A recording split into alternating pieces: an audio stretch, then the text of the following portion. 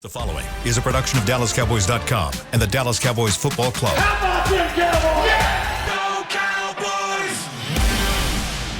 This is Talkin Cowboys. Streaming live from the Dallas Cowboys World Headquarters at the Star in Frisco. Pollard streaks in. Touchdown. Parsons has sacked it. Prescott keeps it, and he bangs it in for the touchdown. And now your hosts, Isaiah Stanback, Nick Harris, John Machota, and Kyle Yeomans. No song this week, just disappointment. That's all we've got. 42-10 was the final score on Sunday Night Football. The Dallas Cowboys fall 42-10. I'll say it again. To the San Francisco 49ers. Don't say it again. Largest loss of the Mike McCarthy era, not only in terms of point differential, 32, but I don't remember a game that I was more excited about in the regular season as a measuring stick for this football team, and one that ended in such disappointment. But we're going to talk about it here over the next 45 minutes. Glad you're with us here on Talking Cowboys, presented by Black Rifle Coffee Company, the official coffee of the Dallas Cowboys. We needed that Black Rifle this morning. Isaiah Stanback, Nick Harris. Nick, when did you guys land last night? We landed at about 3:48 a.m. And back there it is again, same cadence. And I think I rolled back into my crib right at about 4:19. So yeah. When did you? Full night's sleep. Yeah, no kidding. No kidding. 4 mornings. Did you get a lick of sleep on the plane, or were you just? No, I can't sleep on. If I'm moving, I cannot sleep. But like if I'm still, I could sleep on this podcast table. Like as long as I'm still, I can sleep. But if I'm moving, it's not gonna happen. So, I kick back and watch Scream 6. It was probably one of the worst movies I've ever seen in my life, and it just it wrapped up the night perfecly. Honestly, Sweet. Yep. Yeah. It wasn't a good one. It at least exceeded my expectations. Oh, jab.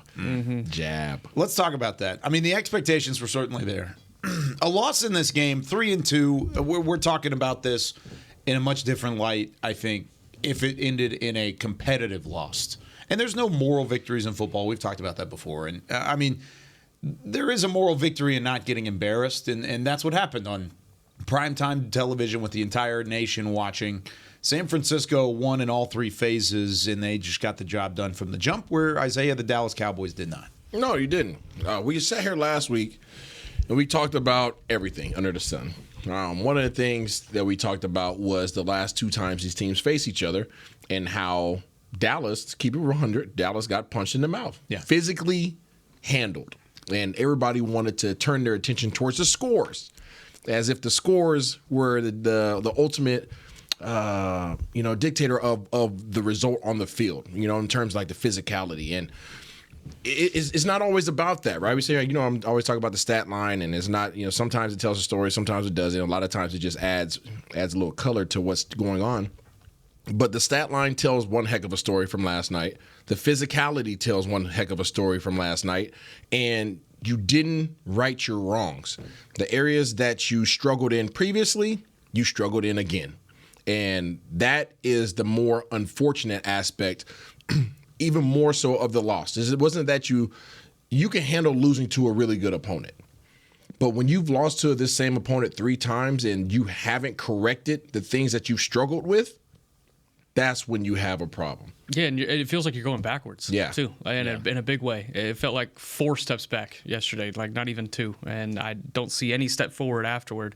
I mean, the run game was pitiful. I think Tony Pollard had his worst game as a Dallas Cowboy. Dak Prescott, you could arguably say, had one of his worst games as a Dallas Cowboy. And we've talked about this offense, and I think I had specifically come out after the Arizona game, and I was worried because I don't feel like this offense is built to come from behind. No. And, man, did we see that yesterday. It's forcing things. It's trying to make that quick game the entire game. And when you're down 2 scores and you're trying to get ahead with that methodical short movement, it's not going to work. And it's going to eventually force you to force things. And that's what we saw. And then by the end of it, the bend turned into, instead of a break, just like an absolute incineration. It was just interception, tip ball, another interception. Oh, okay. And it didn't get a first down on this drive. Well, that's happened before. So I I was disappointed. My expectations, not only for what this team could be, but just the season overall, coming out of yesterday, much different than they were going into it. Much different. I was really disappointed, and Kyle heard me the whole entire game. It's true. I guess I get frustrated because start to end. Yeah, because I watch a ton of film, right? And we have a segment here during the week that I try to bring a little bit of expectations, right? A little bit more insight so people understand what to look for, what not to do against an opponent. And there wasn't any surprises. Like when you watch film and you have the analytics and you have everything that you need, and it's like you go into a game, you're like, okay, guess what? Maybe, just maybe, I expect them. What did I say last week? I said in the first half, you can expect to see some things you haven't seen, but eventually they're going to settle into who they are, right? Yep. Just because of the Trey Lance thing, and you faced them through 2 times already, like they might throw some curveballs out there. There were no curveballs. I mean, offensively, yes, they had some curveballs. They always are going to because their offense is just that good, right? Everything that they do offensively looks exactly the same, and that's kudos to their outfit out there. Defensively, my disappointment level from Dallas's offense against San Francisco 49ers defense was at an all-time high. It was at an all-time high because these were the most simplistic defensive looks that you can ever hope for in a professional football game. Cover 1, cover 2. Sometimes they took a robber on the backside safety and double-team CD. Mm-hmm. You expected that. Right, everything that we talked about through the film sessions and on here and everything else that we've said was going to be open was there, but yet you still are forcing things. And we also said on here that you can't keep this style of offense versus their style of defense and expect to be successful. No, you're going to have to take shots. You can't run West Coast offense, quick game route concepts versus press man versus road cover 2. And yet we saw there, especially in the second half, how the ball just kept going where it should not. Yeah. And that's where my frustration lies, because that was a version of Dak that we saw last year. That was the Dak we saw last year when you're forcing things into coverages that you're not supposed to throw into, right? I'm sitting there watching the game, giving coverage calls from the TV cut, right? And I'm like, can't go there. Oh, went there. And just to back up Isaiah's point here, it was pre-snap. Isaiah would say the look. He would look at the coverage. The throw would be made. And as soon as the throw was leaving his hand, I could hear Isaiah just saying, nope, nope, nope, nope, nope. Pick. Nope, nope, nope, nope, nope. Pass breakup. I mean, that's what it ends up being.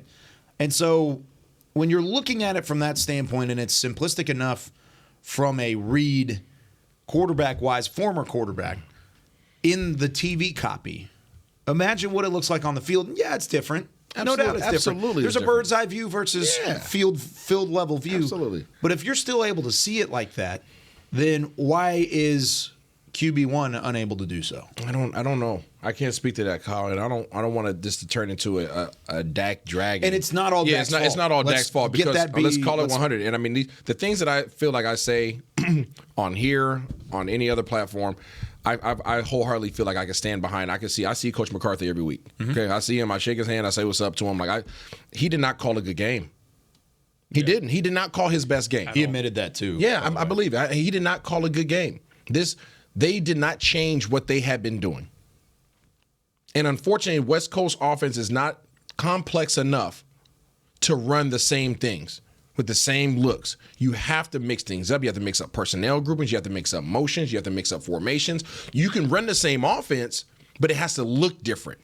And it didn't look different. There weren't enough wrinkles where these guys were soft that was in the middle of the field, underneath. And you saw that on the drive that Dallas was successful. Where was the ball going?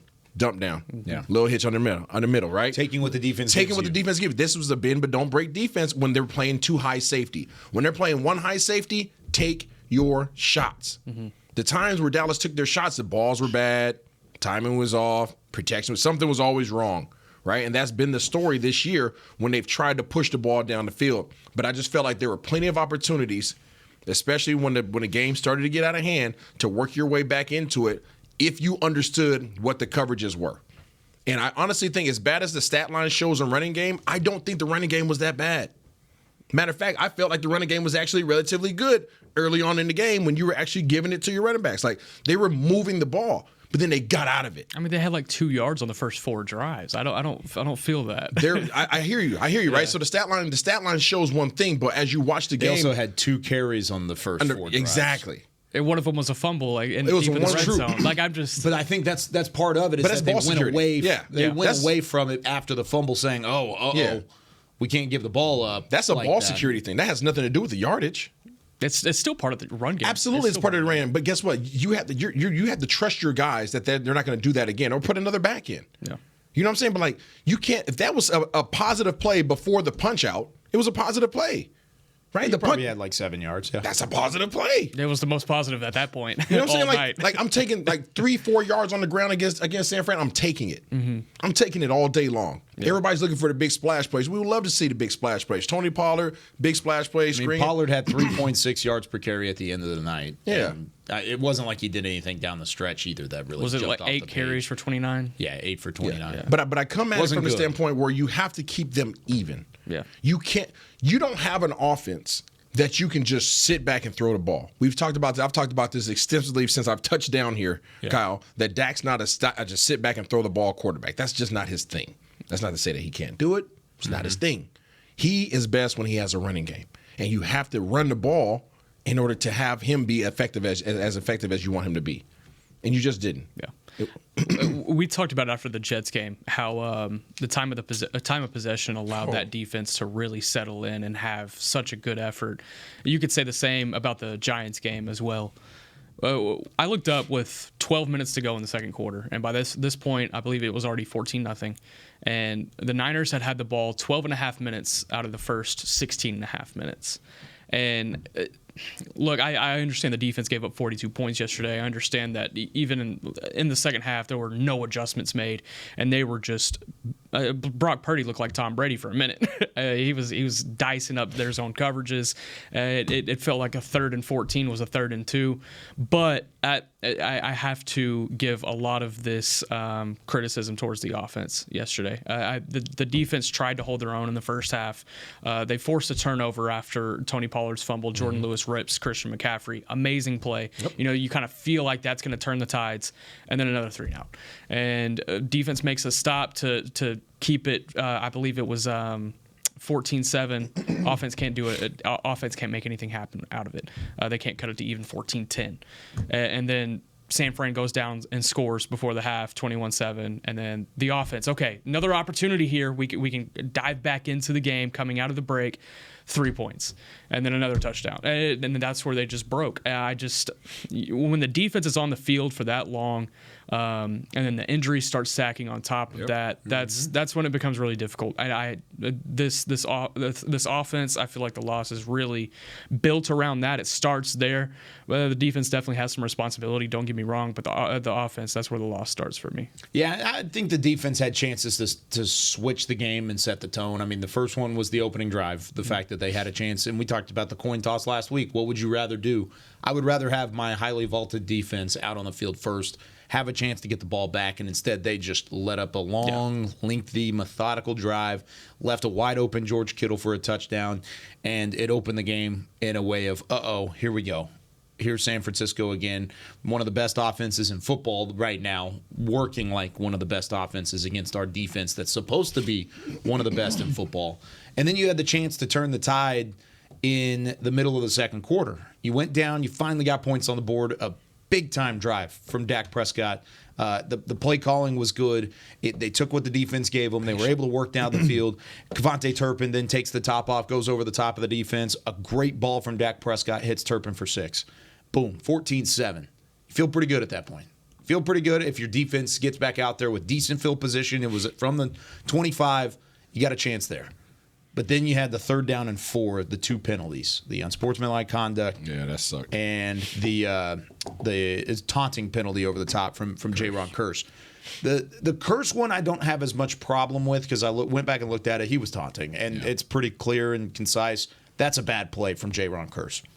I don't like the call on Donovan Wilson. on the fact they called it on Jaron Kearse too, but it was Donovan Wilson on the unsportsmanlike conduct.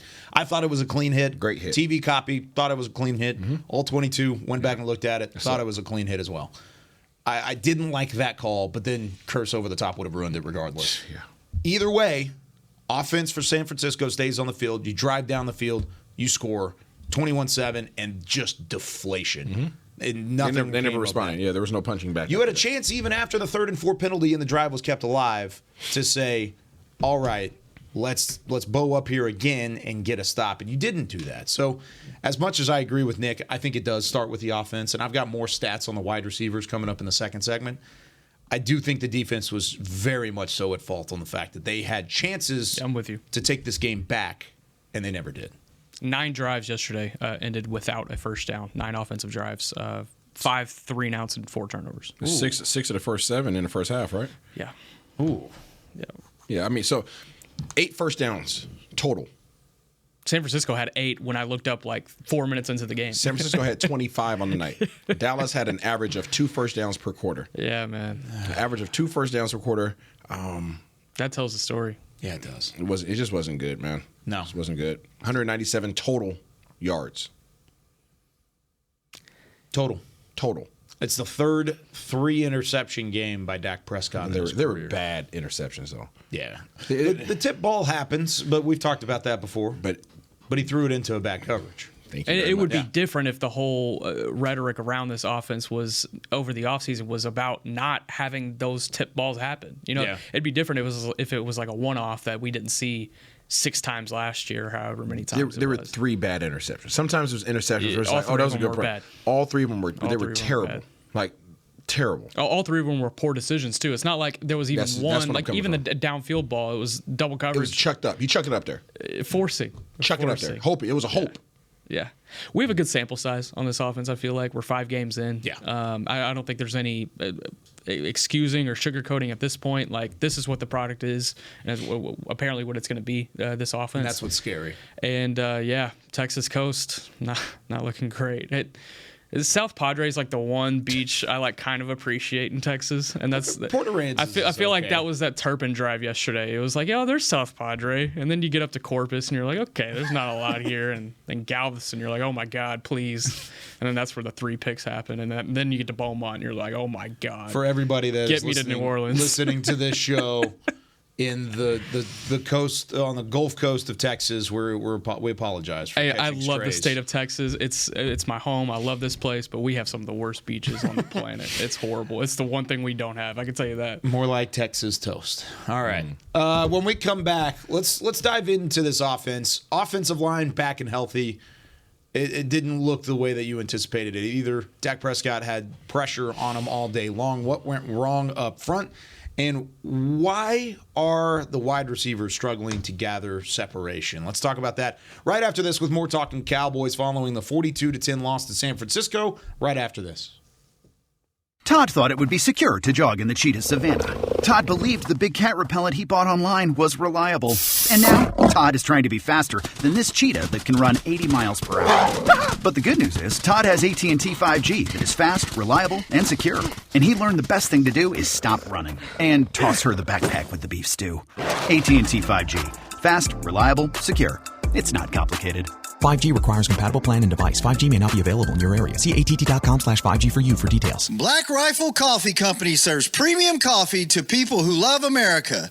When you drink Black Rifle coffee, you are directly supporting veterans, law enforcement, and first responders in your community.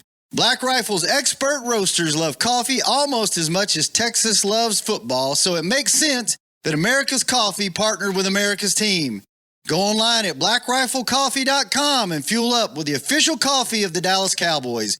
That's blackriflecoffee.com to fuel up today. Cowboys fans, after that move, we've just coined the term Rowdy Replay. Let's roll back the tape. Okay, there's our mascot Rowdy cheering on the boys, and now he's on his phone on his Bank of America mobile banking app? Staying on top of his finances with his virtual financial assistant, Erica. Bank of America's digital tools are so impressive. Cowboys fans just can't stop banking. Learn more at bankofamerica.com/can't stop banking. Erica is only available in the English language. You must download the latest version of the mobile banking banking app. Only available on select mobile devices. Message and data rates may apply. Member FDIC. Welcome back into Dear Doctor, the show where I answer life's questions with an ice-cold can of Dr. Pepper. Sheila, let's hear from our next caller, would you?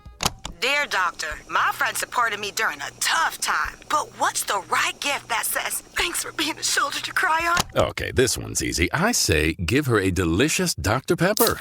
Nothing says, thanks, girl, better than a one-of-a-kind soda. Yes, any Dr. Pepper flavor will do. Now, just a reminder that I don't need to be a real doctor to know that Dr. Pepper is the one you deserve. Back to Talkin Cowboys. Back here on Talking Cowboys, presented by Black Rifle Coffee Company, the official coffee of the Dallas Cowboys. This portion of the show is also brought to you by Quaker Oats, a super trusted superfood. Quaker Oats, the official oatmeal sponsor of the Dallas Cowboys. Had mine. Did you? Yep, needed them today, Kyle. Definitely. Absolutely. By the way, if you're like me and your sports team lets you down, I like to be with like-minded people. I like to tune in to shows like this one, by the way. Okay. And I like to just get air out the dirty laundry, right? Okay. Air it out. 817-290-3298 is our text line. We're not going to take any calls today. That's for tomorrow. Trust me, we will take plenty of calls tomorrow. Get those thumbs working. Yeah, get the text messages. We'll answer some text here in a minute. 817-290-3298. And just give us your thoughts on the game. What was the most disappointing side of it? What surprised you the most, and where do we go from here? Speaking on where do we go from here, the Cowboys had not had their starting offensive line, their best five. Forgot about this. For 630 days. 630 days. The last time the Cowboys had their best five available and starting in a football game was the wild card round against San Francisco in 2021. Well, they had all five up there. Tyron Smith at left tackle, Tyler Smith at left guard, Tyler Biadasz at center, even though he was banged up. He re-entered into the game. Then you go from there into Zach Martin, Terrence Steele. Nick, when you looked at the offensive line yesterday, I mean, it wasn't perfect up front either.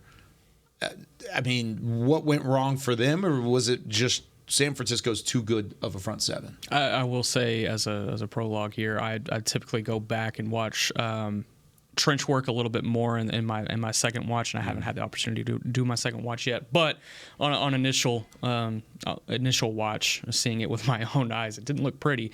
We can start on the offensive side of the ball. Nick Bosa getting home quite a bit, internal pressure getting generated quite a bit.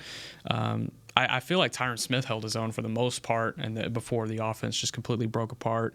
I mean, even Zach Martin had some opportunities where his guy got into the backfield. I mean, it was bad up front, and I think that's kind of where things started. With having to fall back onto the short game and making everything quick because it made this offense one-dimensional. It only gave them one option moving forward. That defensive line was doing exactly what it has been doing since it's been constructed, and that's get to the quarterback quick, get into the backfield quick, make things difficult for any sort of action in the backfield. So when that happens, that allows that secondary to be so much more aggressive. You talked about it last week, Isaiah, and that's exactly what happened. And whenever you force things 2 seconds off the snap against an aggressive secondary, you see what happens. 3 interceptions, 1 fumble. Obviously, the fumble caused by Fred Warner. And man, Fred Warner, gosh, a game of his life. And he's had a lot of really good games. He was awesome.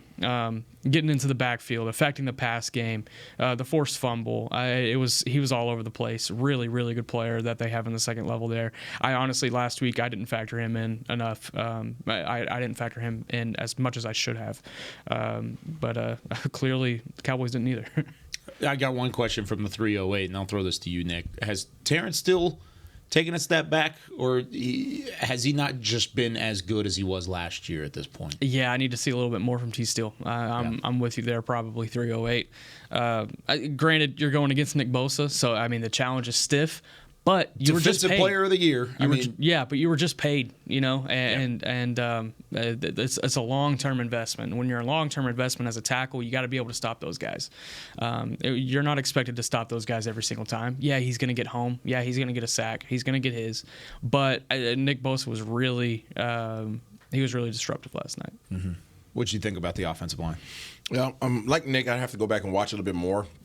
However, from what I saw, just my eyes, and again, I don't want to put too much weight on this. I don't feel like Tyler Smith was his greatest. T. Steele, I think he was getting his shoulders turned too far to the sideline, and I think that's why Bosa had a short edge a lot of times. I could be able to give a little bit more detail, obviously, after I take a little bit deeper dive, but holistically, I think they just lost that battle in the trenches, and you can't lose the battle in the trenches against the 49ers. You just can't. Those guys are just too good on that front line, and once those guys consume your offensive lineman, you can't run the ball, and if you can't stop their defensive ends, then you're going to have one heck of a long day, and that's exactly what it was. Yeah. I mean, this was a setup that we thought going into it that was going to allow Dak Prescott to have more time to throw. That there was going to be more time for Dak to drop back and possibly force it downfield. Or not force it downfield. You didn't want him to do that. That's what ended up happening. But it looked like they were going to at least have something downfield for Dak Prescott. Instead, it was quite the opposite. And I've got some stats here, as long as I can find it. I think I actually went away from it. I'll go back to it. So it was separation. This is via Next Gen Stats. Separation from the wide receivers yesterday on 26 targets for both Michael Gallup and CeeDee Lamb. Michael Gallup had an average separation of 1.9 yards. They had 26 targets between the two of them? Not targets, routes. Oh, routes. okay. Did I say targets? Yeah, you did. I meant to say routes. When did that happen? Out of 26, okay. 26 routes for Michael Gallup and 26 routes for CeeDee Lamb, Gallup had 1.9 yards on average separation. 1.9, under 2. CeeDee Lamb had 2.6, which was the best out of the wide receiver group. Brandon Cooks was the worst out of the three, 1.3 yards of separation. You want to know where all three of those guys would have ranked on the pass catchers list for the San Francisco 49ers yesterday? Would have ranked 1, 2, 3, 4, 5, 7th and 8th out of the wide receivers and the pass catchers. Kyle Juszczyk had 4.3, so he had even more.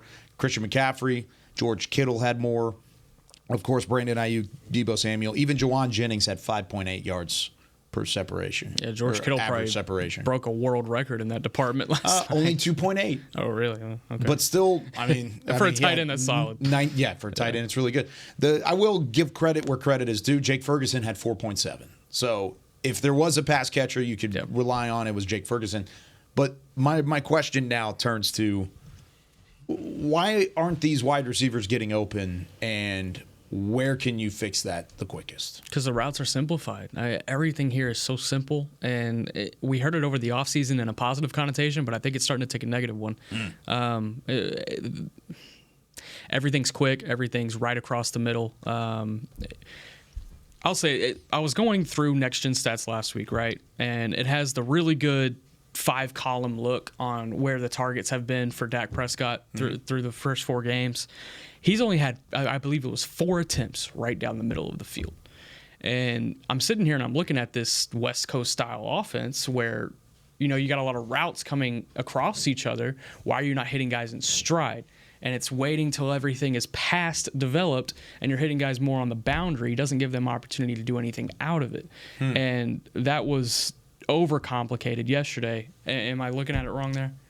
No, I think you're looking at it right, which is why Isaiah is just kind of quiet over here. Does it just come down to timing then? Is it just timing?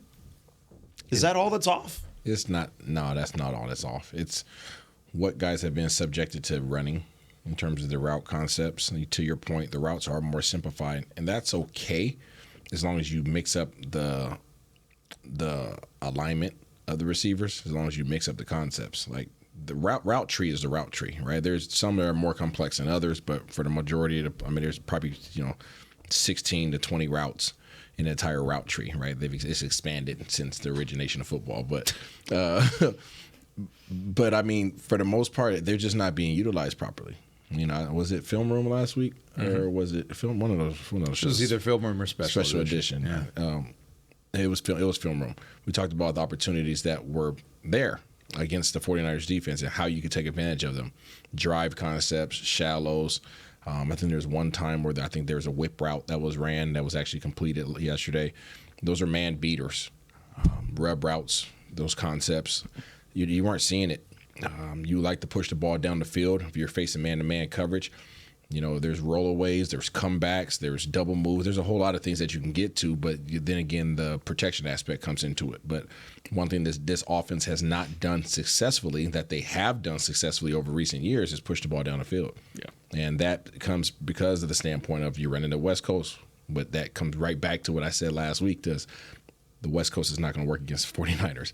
Like, I knew that much, right? I knew that much. You're talking to somebody who ran the West Coast. Like, West Coast versus press man and cover two, it's not the jam unless you're running it out of bunch formation, right? And you're running different spacing concepts and things of that nature. So didn't happen.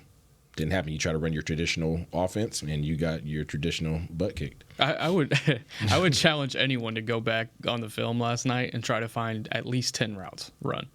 At least 10. You can choose whoever. We can combine them. Slant out. Yeah. Shallow. There was a hitch. Corner. There was a hitch once. Whip route. I got 5. There was a hitch across the middle to Pollard for a first down. I believe it was the first down. And that was like, oh, that was cool. Across the middle. It was frustrating because the Naden Kyle would probably be so sick of me. I was literally like saying like what concepts work versus what coverages. Don't throw it at slant, it gets covered 2. Don't throw a slant, it gets covered 2. Right. I started talking about the dagger concept, and when you're in a 3-by-1 versus cover 2, like this is how you find the hole in the cover 2 once Dallas got behind. Yeah. I was like, these are the gaps in the defenses. This is what you're going to see, right? So you get out there, pre-snap read, this is our alignment. Okay, boom. All right, that looks good. Looks like 2, looks like we're gonna get it. This is the route that works, and you don't get to it. Flip the script, go to the other side. Brock Purdy sitting back with all the time in the world.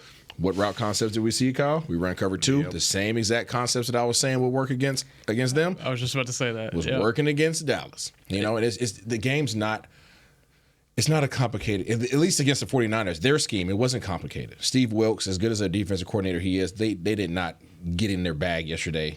They don't have to be. They don't have to. They play very simplistic things. They just run it really well. And I think there were opportunities that – Dallas just didn't take advantage of yesterday, and it's really unfortunate. And I know Coach McCarthy's super competitive. I know he's probably harder on himself than anybody. I know he's going to get this thing corrected, and he has a wealth of knowledge, and they can open up the playbook. They just didn't do it last night. It was frustrating in a number of occasions offensively, and maybe it's the play calling, maybe it's the scheme, maybe it's the confidence level in a lot of things. But right now, I wish we could answer all of these questions on the text line, by the way. And I don't want to just, so I know we've talked about Dak. We've talked about, so the offensive line, like everybody has a part in this. Yes. Right? I just want to make that very clear. When you lose, everybody has to look in the mirror. Oh, no doubt. And like some of the things that happened yesterday, like people see the punch out from Warner, right, on Tony Pollard and say, man, come on, Tony Pollard. Well, in reality, when you go back and look at the play and you break it down, you can go slow motion. Well, Warner actually had somebody who was actually assigned to him, and that person got to him unimpeded. That was Tyler Biadasz. Biadasz worked all the way up to Fred Warner, grabbed him, and then got thrown out the club. Literally thrown out the club by a 240-pound linebacker, just threw him on his butt like he was like tissue paper.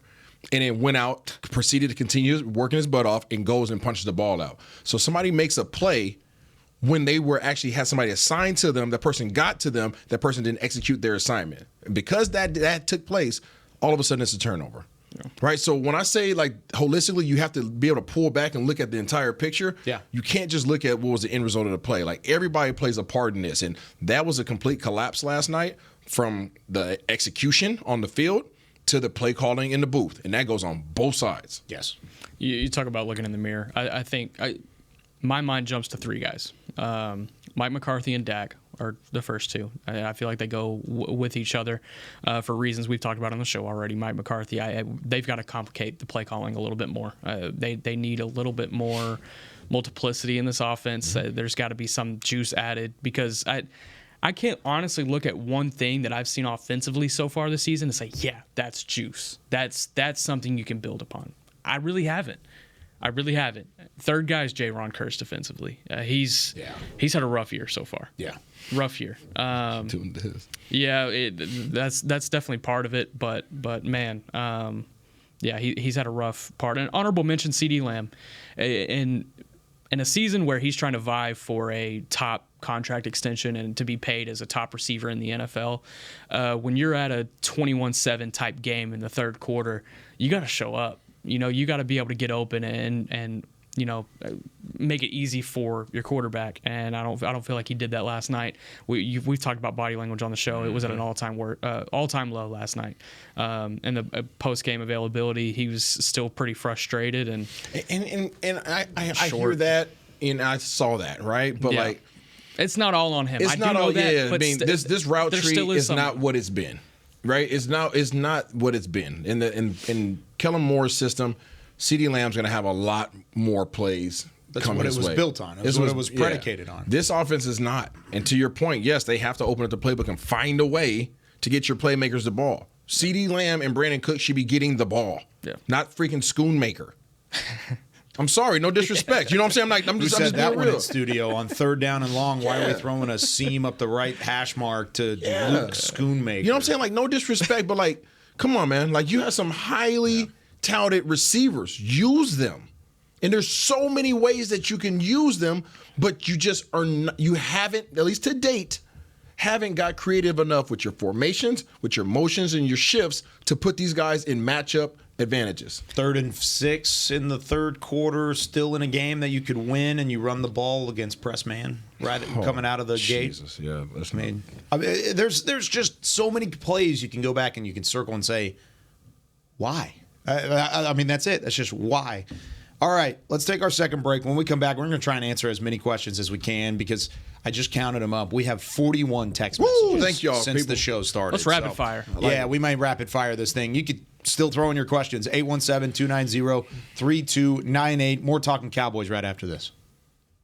They say champions are remembered, but legends are never forgotten. United Ag & Turf offers a winning lineup of John Deere equipment built to tackle any challenge on and off the field. Legendary John Deere tractors, combines, residential mowers, commercial mowers, compact construction equipment, Gator utility vehicles, and a full line of golf and sports turf equipment. United Ag & Turf, the official Ag & Turf equipment supplier of the Dallas Cowboys. Visit UnitedAgAndTurf.com to find a location near you. Are you ready to take coffee off your grocery list forever?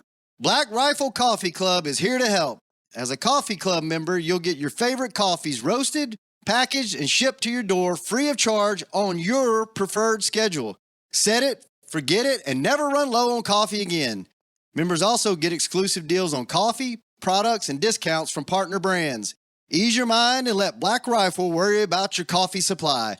Go to blackriflecoffee.com to join the coffee club today. It's the official men's skincare brand of the Dallas Cowboys, Jack Black. And right now, Cowboys fans can get 15% off their $75 order. Plus, because every deal needs a playmaker, your order will include a free 5-piece skincare set and free shipping. The Jack Black Playmaker is 4 of Jack's favorites and a full-sized intense therapy lip balm. Make a play for the Playmaker at getjackblack.com/Cowboys with the code CowboysVIP. That's getjackblack.com/Cowboys with the code CowboysVIP. Todd thought it would be secure to jog in the cheetah savanna. Todd believed the big cat repellent he bought online was reliable. And now, Todd is trying to be faster than this cheetah that can run 80 miles per hour. But the good news is, Todd has AT&T 5G that is fast, reliable, and secure. And he learned the best thing to do is stop running and toss her the backpack with the beef stew. AT&T 5G. Fast, reliable, secure. It's not complicated. 5G requires compatible plan and device. 5G may not be available in your area. See att.com/5G for you for details. Back to Talkin Cowboys. This segment is brought to you by Invisalign, the official smile of the Dallas Cowboys, and also brought to you by the Dallas Cowboys Fan of the Year, presented by Captain Morgan. We could always use a little Captain Morgan this morning.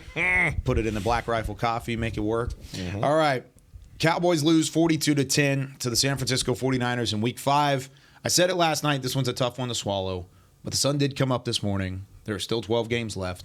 The season is by no means over. All you know from yesterday is that there is a lot of work to do for this team to legitimately be considered a contender. And they're going to have to win some big games before you can really give them the contender title again. I think that's where we're at right with this team. I feel like everybody else on your schedule is just getting stronger, too. It looks like it. Yeah, I mean, if what we've seen so far, this Jekyll and Hyde type team, I think about the teams they've beat. what have those teams done? Not a whole lot. No. You look at the remaining schedule. You got to jump around and go right back to LA next week to play the Chargers. That's a really good opponent. You got to go to Buffalo. You got to go to Miami. You got to play Philly twice. I mean, it doesn't look strong. I kind of talked about it last night in my 5 Takes article, and I think I'm probably going to talk about it Nick at Night quite a bit this week. The next 14 days are going to determine a lot with what happens with this team. This team doesn't have an identity right now, and if they can't find it in the next 14 days, then I don't feel like they will. A really, really good opponent that they're going to have to turn around and face next Monday night.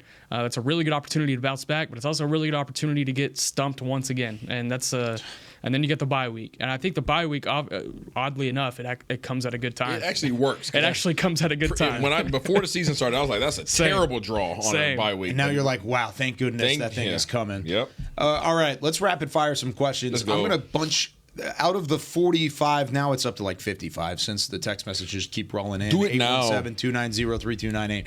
A lot of them are about Dak Prescott and your confidence level in QB1. So real quickly, does your confidence level waver, or has it wavered, and where does it sit going into Week 6? Keeping it real, Monday? Keeping it real. Yeah. Say it with the chest. You know me. My confidence level has always been pretty much the same, and my expectation of Dak has always been pretty much the same. I think what he's doing has been his issue. I don't think he's a pure drop-back quarterback, and I think that he gets frustrated and tries to force things outside of skills. I don't think that he sees coverages very well, and I don't think that he's highly accurate when he decides to try to push the ball down the field. That's the Dak that I've been saying ever since Andy Dalton was here. It's the same. It's the same now. All right, and it's unfortunate, but that's been my stance on him. That he has to have a running game. He has to have play action. Yep. That's what Dak has to have for him to be uber successful. It is what it is, right? I mean, people are going to shoot at me. That's fine. It is what it is. That's the type of quarterback that you have, so you have to work around his capabilities. I'll make this quick. This is what I texted in my group chat last night. I have to be careful here. That's probably the only thing I can say about my group chat last night. Not the group chat. I said I've always been a Dak guy. I've never really gave in to the hate. Tonight I can feel my mindset starting to shift a little bit. And it's not to say that I'm hating Dak. Great dude. You know that. I think that's unnecessary. But I can see a lot of the points that are being made outside of the building and where the truth is lying within it.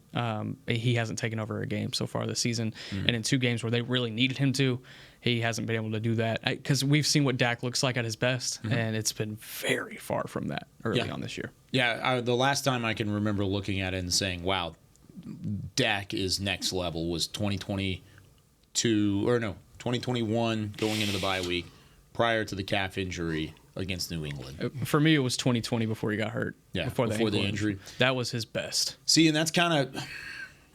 I've always been a Dak defender too, and we've always kept it real on this show, and we always do. And I mean, there's a lot of times where I do defend Dak, and I will continue to defend Dak to a certain extent. But whenever you have games like this, and whenever you have the sample size that you do here in 2023, where it looks, I hate to even say this because I don't even know if this is true, but just from the outside looking in, it looks like he is a completely different cerebral quarterback. His confidence level is almost nothing right now. And whether that's the change in system, whether that's the way that the game plan now structures around him, because, I mean, like Isaiah said, you have to structure around Dak. He is your franchise quarterback. You have made that decision. Whether the scheme has changed something in that confidence level, it doesn't look like the Dak that you saw in 2020 before the injury, or 2021 before the calf injury, or even at times last year whenever he could take over a game and throw the ball down the field.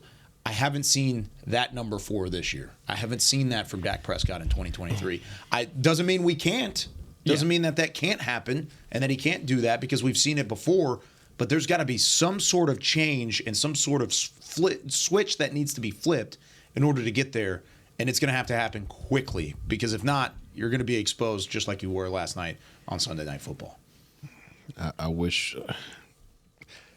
He's consistent from what I've seen on film. He's gonna, just like every other quarterback in this league, you're gonna have your good days, you're gonna have your bad days, right? Last night was a terrible night for Dak, but it was a terrible night in the sense of what he has struggled with in terms of his decision making. He went right back to it, amplified. Yeah, he went right back to it, right? everybody was all hype about the interception ratio and all that stuff coming to the game. And I was like, that's the system. Yep. Like, that's just the system. Like, you literally pick a side, you pick the right side, you're not going to throw picks. Last night, he ignored that. And you saw what you ran into last year. And last year, I don't know how many times we broke it down on film. A lot. He just wasn't seeing coverages. And last night, coverages, there's certain routes that are just eliminated by the pre-snap read. Press man, dang, can't run that. That sucks. 2, dang, can't throw it into that. That sucks. Let me go over here now. He ignored that. He said, nah, screw that. I'm throwing it anyway. Pick. Throw it down the field. I don't care there's a safety back there with nobody on him. Pick. Decision-making gets him in trouble. Yeah. It's funny that you say it feels almost different cerebrally for him. Ooh, I almost couldn't say that word. I'm surprised I could. Got through it. Yeah, I did. I thought about that last week, actually, during the Patriots game, because he was hesitating a lot early on. It was like this, but like it didn't end up being negative in that game, obviously. But something's in his head. I don't know. I'm not going to sit here and theorize what it is, because that's a whole other man with a whole other head. We're not in his head. I'm not. But it's something's going on there. Yeah, because it feels different than what we've seen. Yeah, even last year it feels different from because last year at least he was confident in throwing the picks. maybe the storylines got to him. Maybe that's what it was, and it's unfortunate because I do believe Dak can get there, but he's got a long way to go, just like anybody else in this offense. Because it's like we said at the beginning of the show, it's not all on 4. Nope. It is not all on 4, and if you're putting it all on 4, you're not watching the entire game with an open mind. Yep. There's a lot to fix here, both sides of the football. I said it last night. I mean, there have been times whenever this team's been outcoached in specific areas, and I felt like Arizona, they were outcoached in specific areas. I thought across the board in this matchup, they were completely outcoached by Kyle Shanahan's staff, both offensively, defensively, special teams. San Francisco was a better team. They were a more elite team as a whole. There's a long way to go for the Cowboys to be considered elite, to be considered contenders. We could be here for another 45 minutes and break this thing down. We could be here for 2 hours, I feel like. Hey, but you know what? The positive, okay? The positive is last night was a measuring stick game. It was. It's early in your season. You know where you stand. You're not hoping, you're not wishing, you're not thinking, you're not assuming. You know exactly where you are as a team and as an organization right now. Make the changes that are necessary to put yourself in position at the end of the year. Yeah, much better being week 5 than week 15. Absolutely. No doubt. That's the positive. And I mean, there were a lot of injuries last night too, so we gotta. I got those for you. We got a lot to talk about later in the week as well. We'll be back tomorrow. We're gonna take your calls tomorrow. Hit more of these text messages. I apologize for not being able to get to everyone. We appreciate you guys. I think we hit really 60. We really do appreciate you guys being locked in and communicating and engaging. We're with you in this one, Cowboys Nation. We really are. Talking Cowboys Nation. We're here with you. 9 a.m. Win or lose is what we do. Win or lose. Keep it real Monday. We kept it real. Yep. All right. Tomorrow morning, 9 a.m., John Machota will rejoin the show. We'll talk about that a little bit more as well, and then we'll turn the page on Wednesday and look ahead to this Monday Night Football matchup and a chance to rebound going into family reunion, huh? Yeah, a little bit of a reunion. A little bit of a reunion. Yeah, just to see another Bosa. Yeah, that's the family reunion. Like, hey, bro, let me tell you about this. Oh, man. All right. That does it for us here on Keep It Real Monday for Talking Cowboys. Yeah, we gotta get out of here. Chris Beam, Isaiah Stanback, Nick Harris, I'm Kyle Yeoman saying so long from the Star in Frisco. We'll see you tomorrow with more Talking Cowboys. This has been a production of DallasCowboys.com and the Dallas Cowboys Football Club. How about this, Cowboys?